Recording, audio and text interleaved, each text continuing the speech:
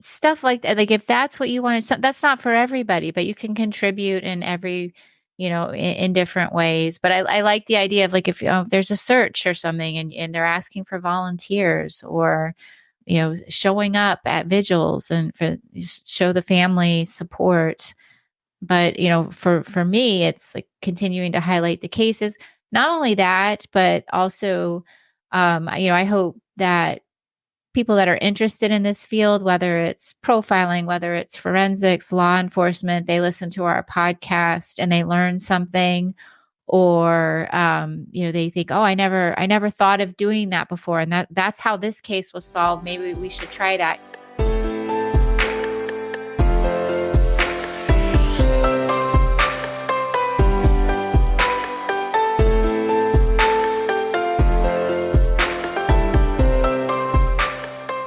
That's Julia Cowley, a retired FBI profiler. This is the Silver Linings Handbook podcast. I'm Jayson Blair. Julia is a retired FBI agent and criminal profiler.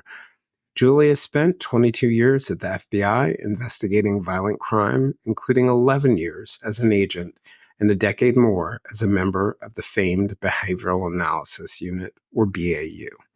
Julia makes no bones about the fact that true crime is what led her toward forensic science and law enforcement. Prior to joining the FBI, Julia was a special agent and forensic scientist with the Tennessee Bureau of Investigations. She has a bachelor's degree in chemistry from the University of Oregon and a master's degree in forensic science from George Washington University. At the BAU, Julia was the lead profiler on the East Area Rapist and original Night Stalker cases that were combined into what now is known as the Golden State Killer case. She worked on the case of serial killer Israel Keyes in the early stages and the Long Island serial killer case. She also has had other assignments in the FBI investigating white-collar crime, public corruption, civil rights matters, and other topics in the Boston field office. Julia is also the host of her own podcast, The Consult, a true crime podcast that brings together retired FBI profilers to explore cases they've worked on and conduct analysis of others. Today, in this second part of a two-part discussion that I recommend you jump back to, we're going to discuss the unsolved killing of 36-year-old Phil Demaro, a gay man who was killed in his San Francisco apartment, the unsolved Zodiac case, the Lewis Clark Valley serial killer case, and answer more listener questions.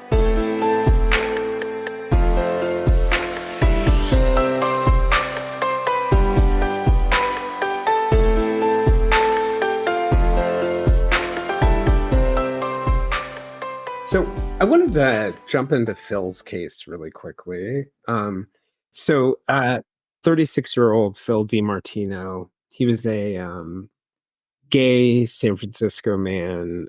He was stabbed to death in his apartment on Herman Street. I spoke to his sister, Lisa, who you introduced me to recently. And one of the things she said about Phil was that he was her best friend, and that she felt she had been robbed of somebody who was supposed to be there with her for her entire life. And his body was found, I think it was August 2nd, 2010. But when a coworker went to check on him, he was last seen, I think, at happy hour on, was it July 30th? It was the previous Friday. Yeah. So at a bar in the Castro district. Tell us about that case. I know you worked on that case. I did. So this case means a lot. Like I said, I think I can find some meaning in every case that I work. You have to find meaning in your work, but every case somehow means something to me. But this was the first case I ever did a profile on. And I remember it very clearly. It was my last day of class in training to become a profiler. I was not a certified profiler when this was assigned. I still had other things I had to do, but I had finished the 16-week classroom training and I was getting ready to go home for the night. And the case came in and it was considered kind of an emergency in that he had been killed, and the San Francisco Police Department, there had been another stabbing of a gay man, and I don't know anything about the case. I other than what I saw in the news, but they were concerned, and I don't think the police Mm. department thought that they were connected, but they wanted to kind of head off any questions about, are these connected? Is there a serial killer in San Francisco killing gay men? And I will tell you, I never looked at that other case, so I couldn't necessarily do linkage analysis. But from the facts that I do know, I didn't think that they were connected, but I did not officially do a linkage analysis. So all I looked at was this case, and it was still pretty early on in the investigation. And Which so isn't always normal, right? it's not normal. Usually they don't come to us until like Walika, and after years of, of thorough and exhaustive investigation. But this was different. They were just like, do we have a serial killer? And I'm like, I really can't tell you unless I see both cases in their entirety. And of course, I wasn't doing this all by myself, but I did at the time see this case in its entirety. And so, I mean, it remains unsolved, and it sticks with me because it was the first case I ever worked on. It's one of those cases I'm always looking at. We Is started it the podcast. is it the unsolved case that affects you the most? Just jumping off a question from the chat. Um, yeah, they're the ones that I don't want to say I care more about, but Mm. they stick with me. Absolutely. Mm. The ones that get solved, they stick with me too, but in a different way. It's like I mean, for me, and I can say this, I have closure. Do you And I'm think that it's a part? I've heard you say your motivation for doing this work is that you just don't want the bad guy to get away. Is oh there yeah. something about the family not having that answer and the bad guy getting away? Yeah, I definitely think that I can't imagine like family members whose loved ones have disappeared and they have nothing, and I don't know how they live with that, or they have a family member who died a violent death and they don't know who did it or why, or I don't know how they live with that. I tend to try not to think too much about that because I don't want it. You have to kind of protect your own emotions as Mhm. well. But I don't know how. And so I really do focus on, I just want to get the person and make them pay for what they did, or help and assist in some way. And I want to know as well. I have this desire to know things and who did this, why they do it, and they need to be held accountable. So that's a really a strong motivating factor for me getting into law enforcement. But yeah, it bothers me quite a bit. And certainly I mean, the thought of being able to provide answers to families is great, but in terms of when I'm a profiler, I don't have those relationships with the families. Those are the And you almost like relationships that you the can't have the detectives have. luxury. You also can't have the. I think even the detectives, you can't have the luxury of focusing too much on their pain, or it Yeah. clouds the judgment. That's why we have, the FBI and many law enforcement agencies have the victim witness coordinators that can be there for the victims' families and to provide services and counseling. And they're amazing people. They'll take people to court if they need to.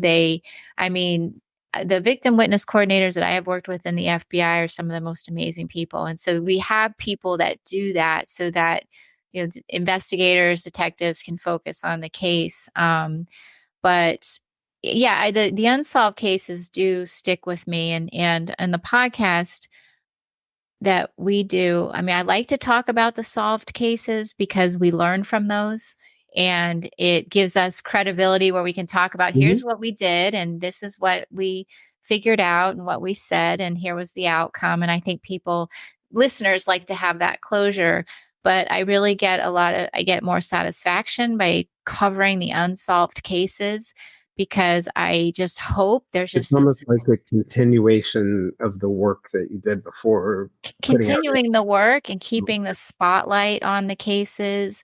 And, I will never give up on these cases. None of them. The cases that were assigned to me and my colleagues that in any way, shape, or form, if I'm allowed to talk about them, there's some cases that, that people don't want us to talk about. So we're not going to. We would only do that as long as we have permission to talk about them. And Do you get updates on your old cases? Do you hmm?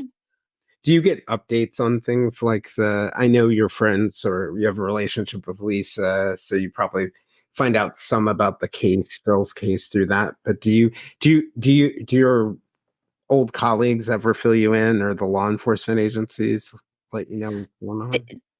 I mean, we're not privy anymore because we're retired to investigative details, but certainly when there's been a resolution, we'll get like a heads up.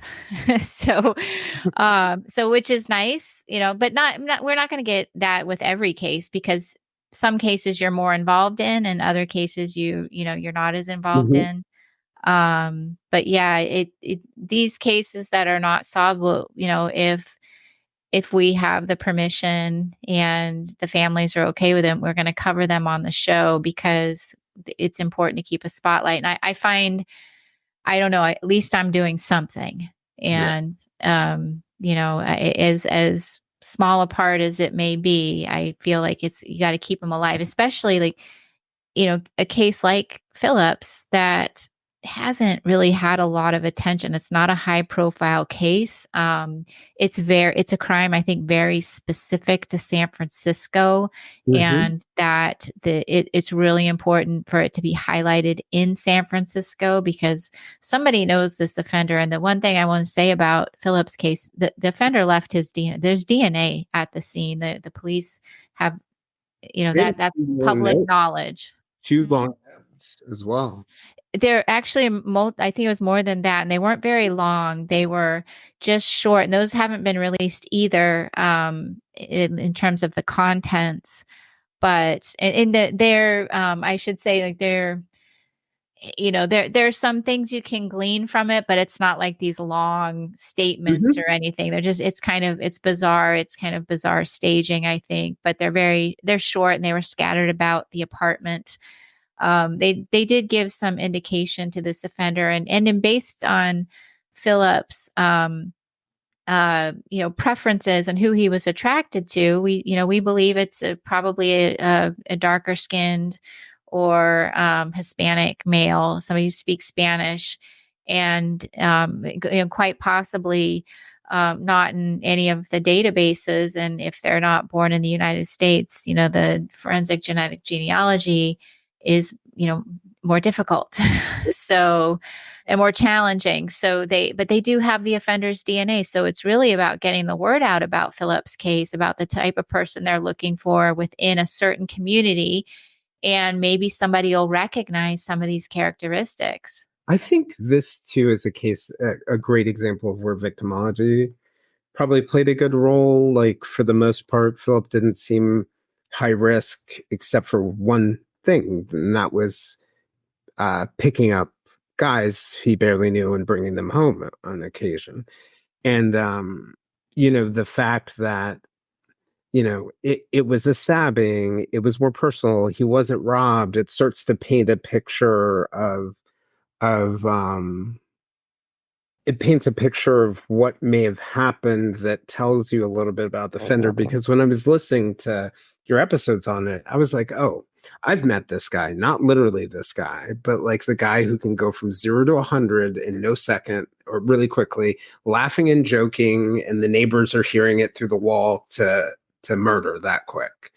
And Mm. like, those are characteristics that if you were in that area at that time, it's probably the guy we all talked about at the bar who would be like cracking up, and then all of a sudden he'd be straight to a fight or whatever it is. But Yeah. I think there's value in that, right? That it resonates, reminds you of people Yeah. and things. And the great thing about Philip's case, I do believe Philip's case will be solved. I have no, I mean, I always think every case is going to be solved, but this has a really good chance because they do have the offender's DNA. All they need is a name. Even if somebody's wrong, I know some people they either can't imagine that someone could do something like what was done to Philip, that they know, or they're concerned, I don't want to be wrong. What if I'm wrong and I've turned someone in, but the police can quickly rule out the person because they Mhm. have the DNA. And there's no mistaking that this is the offender's DNA in that scene. So it's not like it's touch DNA and it's just a minute amount and it could have been transferred there. This is not what this is. There's a significant amount. And so I think it can be solved. And one thing I want to say about Philip is that, in terms of his victimology, he did have this, area in his personal life where he had very high risk behavior. But, what I've learned about him is he's just a wonderful Beautiful. guy, and he has so many friends and family that miss him to this day. Some comments I received, just people, I don't even know who they are. I still miss him. And I Mhm. know they must have been his friend. And, in terms of, he was very successful at work. He worked in real estate, and, after he didn't know, but he was getting an award from his job, and his mother and sister went out to accept it after he had been killed. And the reason why he was found is because it was The so public. unusual that he didn't show up to work. So they found him that Monday morning. So he was just so well liked and loved. And as most of our victims are, there's always, like, as Susan has said on our podcast, everybody has a mother, you know, Mhm. but because this was my first case, and also I think because I'm a big sister as well, so I relate to Lisa, this case sticks with me because of that. And I've told Lisa this was my first case, and I didn't ever talk to Lisa until after I was retired and I was doing the podcast. And one of the things these are not my stories to tell. In some ways, I have a part of them, but Relatable. I mean, I have my own version of a story and my Mhm. part in a story. But in a story like this is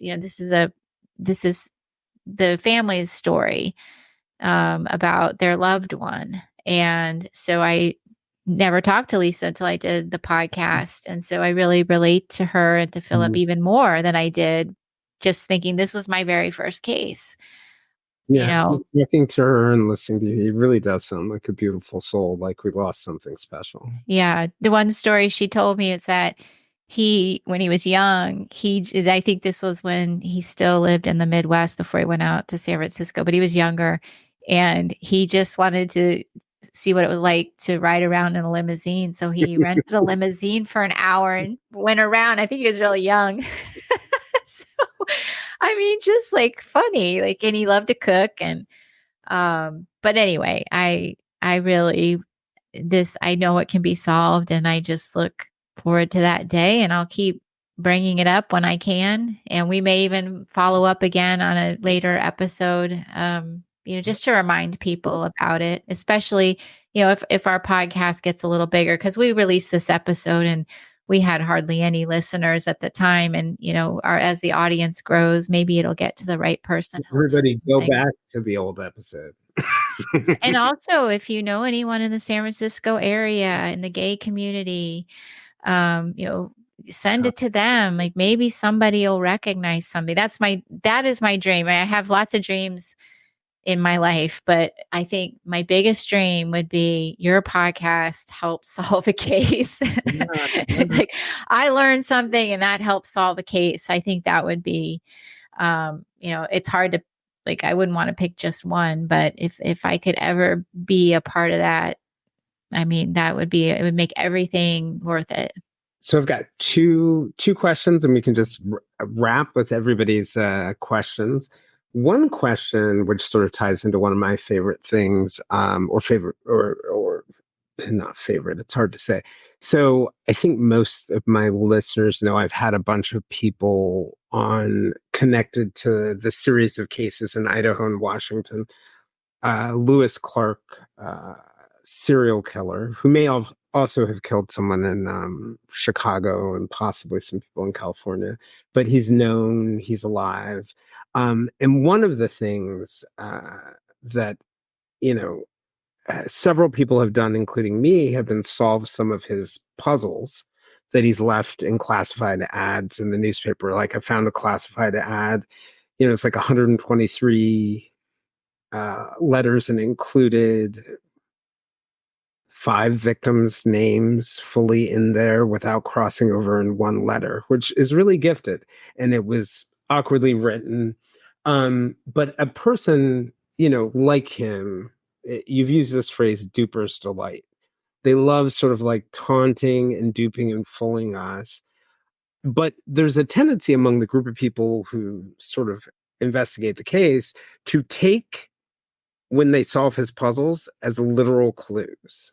And somebody had brought up last night in preparing a question for you about the Zodiac Killer. Should we look at these things for the duper's delights, the people who are actually part of their fantasy is to fool us all, literally, or are those likely to be lies and manipulation and a part of an extension of the fantasy? And person who asked that question, if I got it wrong, please let me know. So I think that, I guess it's hard to know, is the duping the puzzle part, or is there more to the duping? Mm-hmm. So I think you have to take it all with a grain of salt. Is it a clue? Is it, what you can take from that is this is a person who likes to play games. So you probably need to consider that when the puzzle is solved, is there more to the puzzle? Or is it another runaround? Is somebody who just enjoys it? It's hard. Or is it, somebody who is giving you a real piece to the puzzle? I don't think you know for sure, but I think you have to consider that you really can't trust the person. You have to just, I don't know that you can take it literally. BTK, Zodiac keys, just as readily as I might think that they would lie about a victim they didn't want people to know about, or just to fool people, or because it would upset people, I also think they might equally lie, and tell us that they claimed a victim that they didn't actually. Because if a part of what, I think about it from Key's perspective, speaking of getting into someone's head, you have this sexually sadistic killer whose fantasy and pleasure comes from killing people. You're incarcerated. You don't have that anymore. I mean, I get why he committed suicide. It makes sense to me. Like the thing that gives you the most pleasure in life is now taken away from you. But it seemed like his next number 2 was exerting his power and control over the investigators and fooling them and other things like that. So I sort of think when people like Samuel Little do their sketches, or BTK's Notebook, or this guy Lewis Clark Valley, or the Zodiac, trust nothing. Right. Yeah. Don't trust it. Verify everything that you can. Yeah. And it's interesting you bring up Keys again, and the fact that he killed himself and he left, these skulls, 11 skulls that he had, painted in his own blood or something. And people think that could be, well, that means he's killed 11 victims. And, Bob, one of the people on my show, said, but or is it just his sadistic legend? Just leaving that, I'm going to just make people think, maybe it's true, maybe it's not, maybe my last FU. Yeah, his sadistic legend. And what a great way to put it. So, that's what you have to consider when you're dealing with these types of people. Sadism doesn't end at the... It doesn't. Well, it certainly doesn't end after the commission of the murder. And for some people, we've seen a lot of offenders that have continued to communicate with families, and that is just an extension. It's exactly what Keys did. I think he was an opportunist, and I think he took the opportunity to take Samantha's debit card and get what he could out of it. But communicating with the family, he would have done that, I think, even if he wasn't getting money out of it, because he knew he was continuing to inflict pain on others. And it was the same reason that the Long Island serial killer called the victim's family, because he's sadistic and he wants Mhm. to continue and prolong his sadistic taunts. I mean, it's terrible, but that's what you see when you see someone who engages in sadistic murders. You have to consider that they're also sadistic in other ways in their life, including after the offense. Yeah. Yeah. So we got a question from Kristen, which is about is there any case you really wish you worked on, and what case? Well, you and I have talked about Karina Holmer in Boston. Mhm. I would love an opportunity to take a look at that case. I'm not sure It's how much amazing how our careers literally kind of like paralleled at different they moments. Yeah. do. Yeah. Well, a lot of places I've been, you're like, oh, I worked there. I know I worked in the police department there. Yeah, it's, we know the same areas. I would, yeah, I would like to take a look at that. I would have, I'm just trying to think. I mean, I honestly, Kristen, I think any case that comes out, I'm interested in and would like to help. I mean, there are cases that are not well known at all that I wish I could be a part of that or help out. And I'm always offering. So, but sometimes it's really up to the investigative agency whether they feel that they want to ask for more assistance. But I would love to have really taken a look at like any of the biggest serial murder cases ever that maybe BAU wasn't involved in. That would be always interesting to me. I mean, I did join the unit because I was very interested in working on serial murder. Which ones what are some big ones that BAU hasn't been on? I don't think anyone ever did anything on Zodiac, believe it or not. And that one's been around a long time. Yeah. I don't think You get a then fan favorite. BAU wasn't involved in Zodiac. Wow. I don't believe so. And BAU didn't get involved in Golden State Killer until they came to us in what, 2011. Wow. So I mean, so that it can take a while before sometimes they come to But I think BAU. about a case like Zodiac, like why wouldn't I mean, not speaking to that case in particular, because you may not know the answer, but why wouldn't you try to tap? I imagine the FBI is involved in it, but why wouldn't you tap the resources? Or maybe they're not because it's all in California. Yeah. I don't know, just that they I mean, it's like a myth that we just come in and take over. We really have to be invited in. Hmm. And it's their case and they can ask for assistance if they want. And if they don't want it or feel that they need it, then we don't need to be involved. And I mean, I can't think of a case I wouldn't want to be involved in to be on or to take a look at if needed. I mean, I'm always interested. It's how I spend my time all the time. I'm going to connect you with Kathy, whose comment I just put up. She is a researcher on Brandon Strand's Snake River Oh, okay.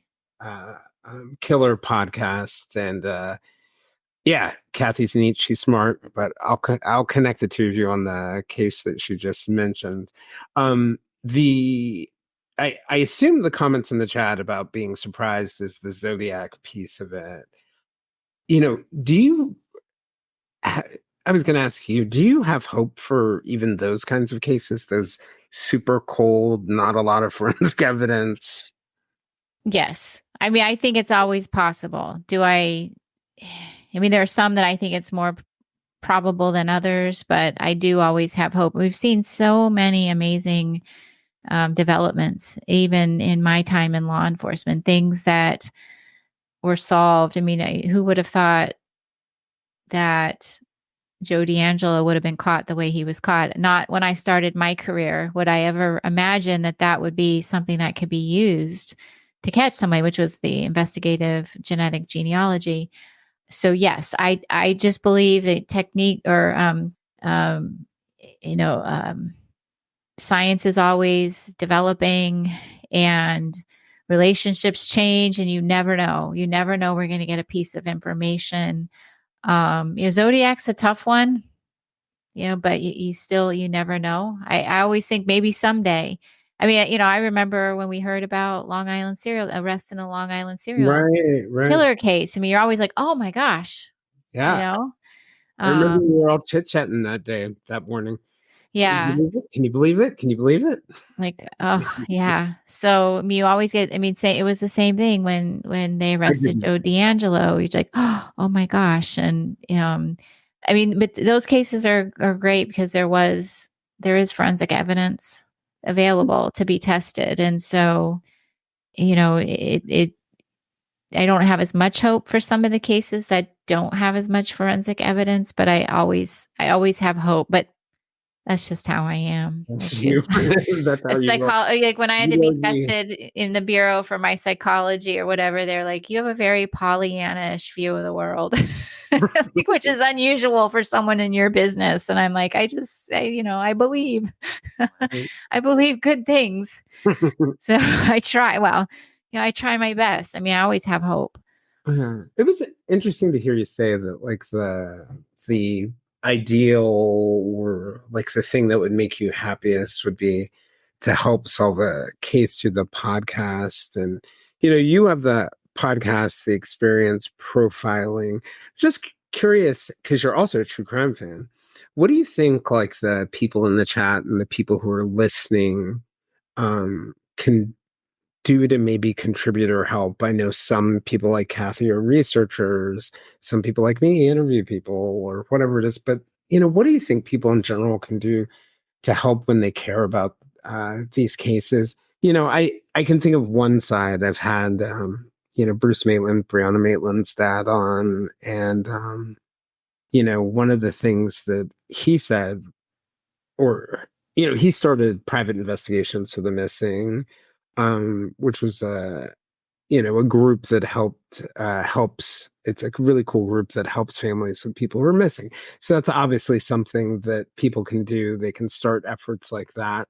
Another guest I had on recently said, the most amazing thing for him was when all the friends, family, and random people in the town came out to help with the search for his daughter. And then another guest said, it's just by being there. But what do you think in general people can do to help sort of like solve some of these cases other than listening to our amazing podcast?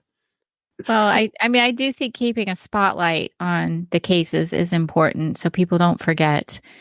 And even though some of these cases we've heard about so many times, you never know who's going to listen to something or see something or hear something and it's going to ring a bell, or it's going to hit a nerve. As I said, relationships change. So, I mean, I think the best thing is to keep things in the spotlight so we don't forget about them, because you never know how information may reach someone, and somebody may never have heard something, or they may hear something they never heard before and realize, oh, I have a piece of information I never knew I had. And so I think continuing to talk about the cases and continuing to put out accurate information Mhm. about the cases, is really important in keeping them, at the forefront. And, it's like, and I think with investigative agencies, it's like anything else. They have a lot to do.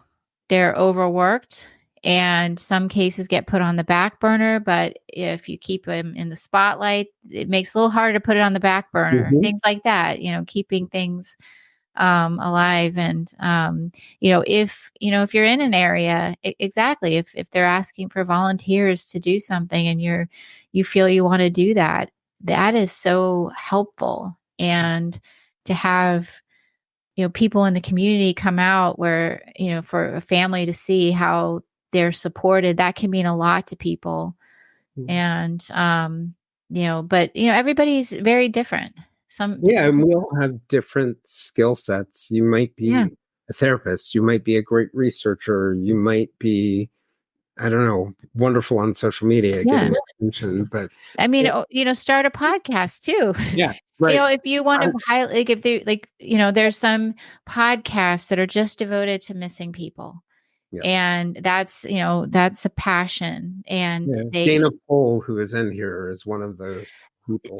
stuff like that, like if that's what you want to, that's not for everybody, but you can contribute in every, in different ways. But I like the idea of like if there's a search or something, and they're asking for volunteers, or showing up at vigils and for show the family support.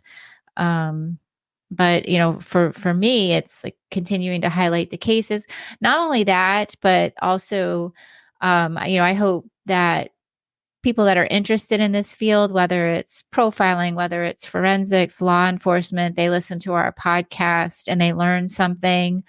Or they think, oh, I never thought of doing that before, and that's how this case was solved. Maybe we should try that. So Yep. Bob, or Robert, had asked about a case, what we were really wrong on. And the case that we're going to have on, where the detective said we were 110% right. He took some things away from that investigation, not necessarily from us, but some really good ideas that he talks about on the show for other law enforcement information they Mm, put out to the public. They actually put out a lot more information than I think most agencies would be comfortable with, and that's exactly what solved the that's case. not the case. And they talked about how they, from this investigation, they started doing neighborhood canvases differently. And so, I think, if you have some sort of background, you can educate people about things too. And so that's what I also hope, that we're educating the future. We're helping, detectives that haven't thought of something, that they'll learn from the way Exposing another them to a new idea. investigative agency solved a case. And so that's my advice. And if you're, like you said, if they're researchers and they want to get on it, there's many podcasts that have researchers, and that put all the information together for the hosts. And we don't have researchers because we know the cases already generally, or we're having those agencies on our show, so we don't have researchers. But A many lot of podcasts do. podcasts. Yeah. Mhm. So once again, we sit down to record an episode and we record two. Oh. I'm I just want to close by saying, one of the things that I just really love about Thank you, Sophie. one of Every the now, like I see the comment. I'm not catching every comment, but so I really appreciate that. but I was going to echo the same point. I think the consult is neat because I think, just giving you a simple example, going back to Brandon Strand and Snake River, you know, when I went out to Idaho and Washington, I shared with them a bunch of ideas that came from listening to your podcast or talking to you. And I got I don't know who's heard this story, but I remember text messaging. I was walking in the parking lot to meet with Brandon and one of the victims' cousins, and I said, "Oh, the detective's gonna be there," and you were like, don't bring your own straw." They're going to try to get your DNA. It might be in yes. Like But you're meeting with a detective. the cool thing was I got to sit down with the detective and talk about some of the ideas that you and I had talked about in the case, and even tell her episodes of the consult to go back to. So this idea, I think, of being able to share ideas or approaches, and I don't know if she'll ever use it on this particular case, but she gave me an example of a missing persons case where something like this, or a missing body case where something like this might be helpful. So I do think putting these good ideas and, like you said, really, really, really, solid factual ideas, I think you guys do a great job of, being thoughtful, not pitching past reality, not pretending that profiling can do something it can't, and really putting it in a tangible, clear way that enables all sorts of people to do good things with it. So that is my pitch for all of you who have not listened to the consult, to listen to the consult. So Well, that's thank you. I know that It's not the most exciting show because we don't, like you said, we don't say what we don't know, what we can't say. And we're very careful about that. So sometimes we don't always have this aha moment where so and so did it. We can't say that. That's why I like to cover solved cases, so there is some satisfaction on it. But we try to make it realistic, and well, it is realistic. It's all real, but you know, so people really do understand, and we're dispelling the myths about what it can and can't do. And some people, I think it's the be all end all, and other people have no faith in it, and it really is somewhere in the middle. And it can be useful. I mean, every single consultation that we have ever done, anytime we've sat down with detectives, there's always a moment where it's like, I never thought of that, or that's a really good point, or I'm going to take this back to my agency. And I tell people it can't hurt. And as far as the consults goes, the our podcast, whether we're right or wrong ultimately doesn't matter, as long as we're continuing to highlight some of these cases and keep them in the spotlight. Obviously, think new ways about them, like you did with the John Benet Ramsey note. Sometimes it's better to take a fresh, just a fresh look at things, another set of eyes. Let's take another look at this and see if we come up with something different. Maybe we won't, but maybe we will. Gina makes a great point. The lack of sensationalism is part of the value. Oh, thank you, Gina. I mean, we really aren't sensational at all. And I have worried about, I hope we're not too boring, but it is really exactly like it's all real. I mean, obviously some of the solved cases, we're just talking about what we did in the past, but we are taking on cases that, like, Jody Huisentruit, we had never profiled that before. So sitting with Mason City, Iowa. She Mason City, Iowa news anchor who disappeared on the morning of June 27th, 1995. And she's never been seen since. But that was a case we did not work at BAU. And we took that on. We felt there was enough information. We want to be responsible about some cases that people say, can you look at this? Can you look at that? And a lot of them we can't, because we don't have access to the case materials that we would need.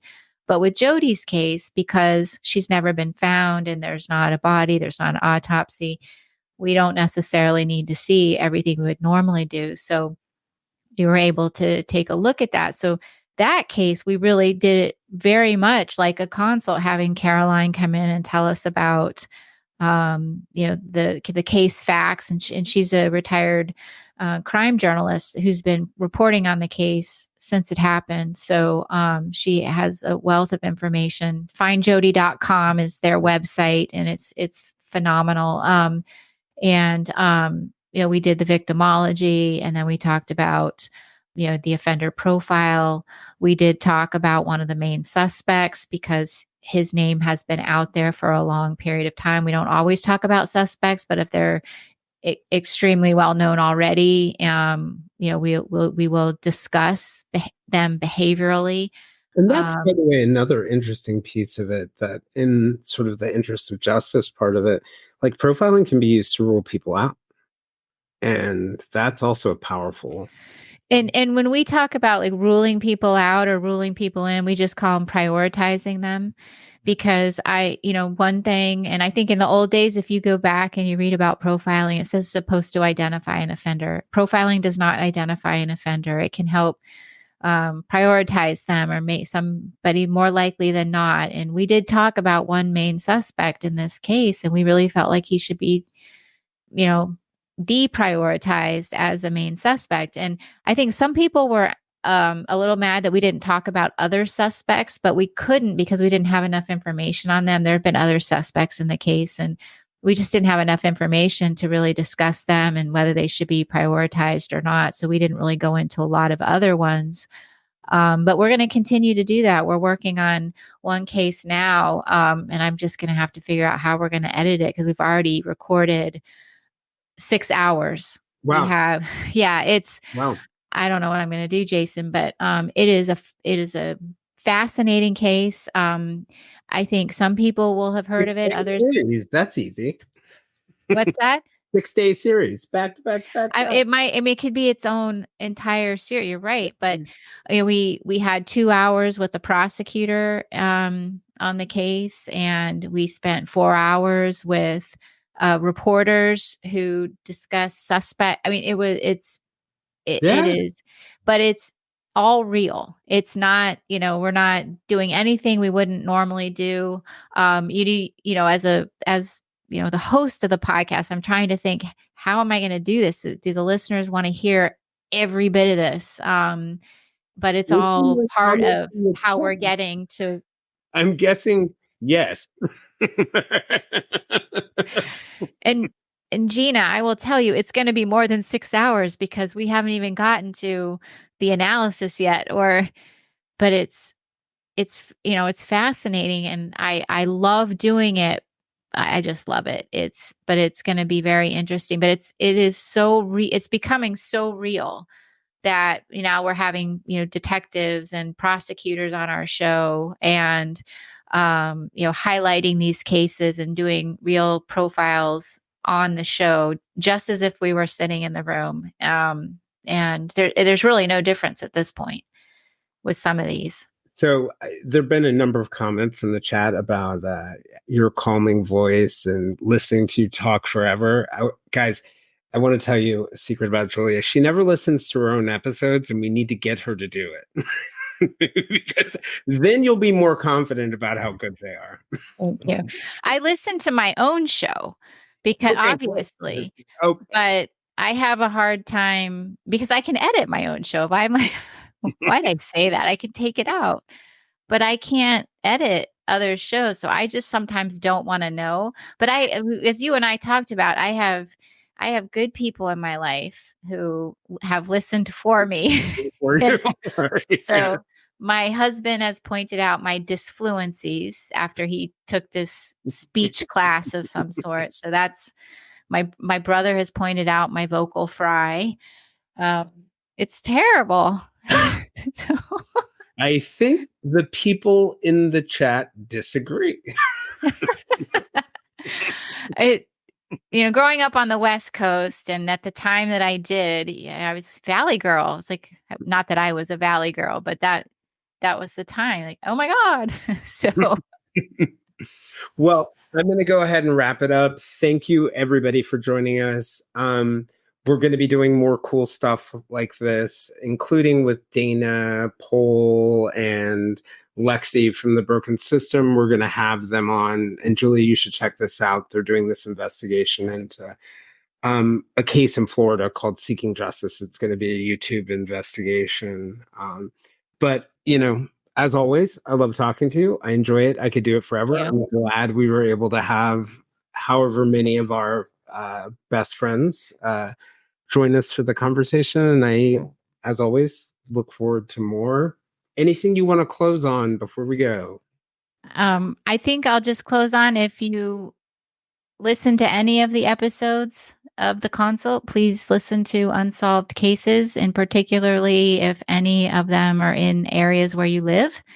And if you don't listen, share them with people in areas that, if you know people in those areas that may have information.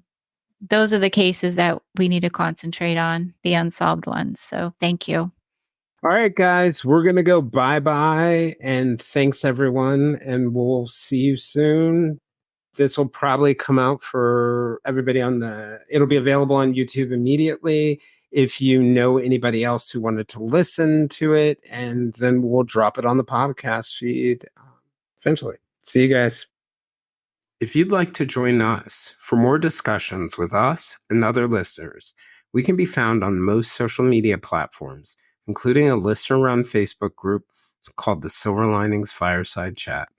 For deeper conversations with our guests and live conversations like this one with other listeners, you can also join us on our Patreon at www.patreon.com/The Silver Linings Handbook.